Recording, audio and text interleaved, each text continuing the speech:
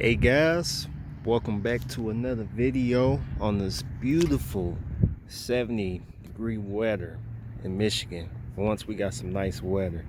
So want to give you a quick update. I did have someone contacted me on my last YouTube video about the 4x4 not staying or not shifting back into automatic, and they told me to try tapping on the actuator underneath the vehicle. So we'll go ahead and give that a try and see what happens. And it's quite windy out here. All right, I'm gonna attempt to try to get underneath this truck and see if I can find the 4x4 actuator. I know it's I don't know if I can find it.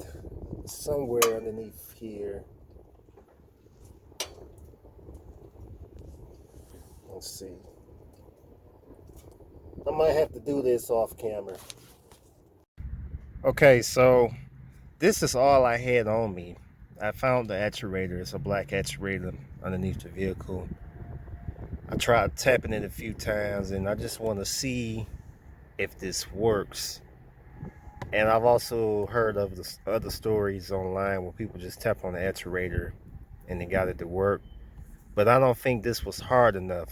But we're going to find out. So I got the 4x4 reconnected. And so far, I don't have any flashing 4x4. So we're going to go ahead, try it out, and see if tapping on the actuator worked. Okay.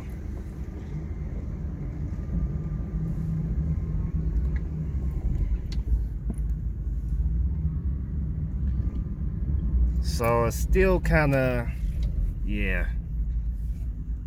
So it's still kind of gripping a little bit. Let's see.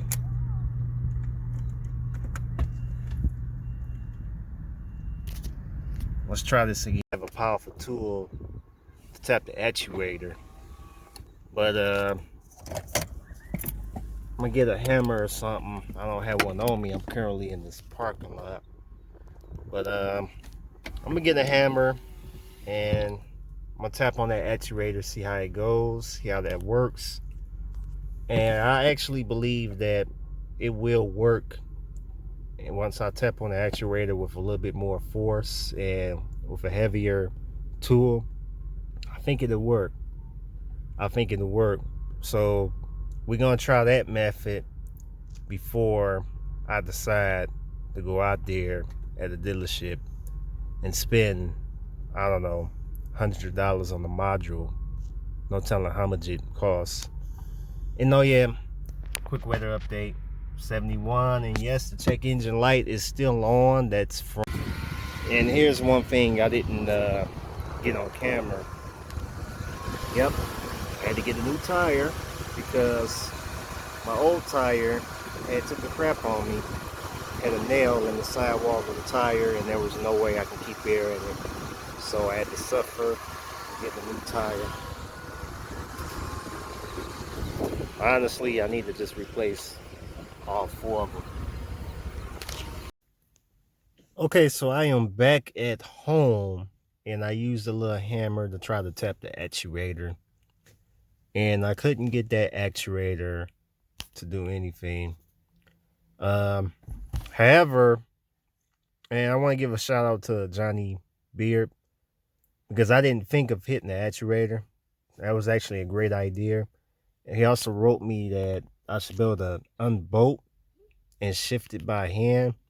I haven't quite tried that yet, but shout out to Johnny Beard because it gave me some content ideas for a new video. So that'd probably be my next video. I'm gonna probably unbolt the actuator, shift by hand. It also says that on the internet as well. Before I go out and spend money on the 4x4 module, because that module has to work, obviously, because if I can just plug it in and it works and I can still use 4-wheel high and 4-wheel low, then it shouldn't be nothing wrong with the module. It's got to be that actuator underneath the truck. So thanks for watching, guys. This is a very, very short video, and see you in the next one.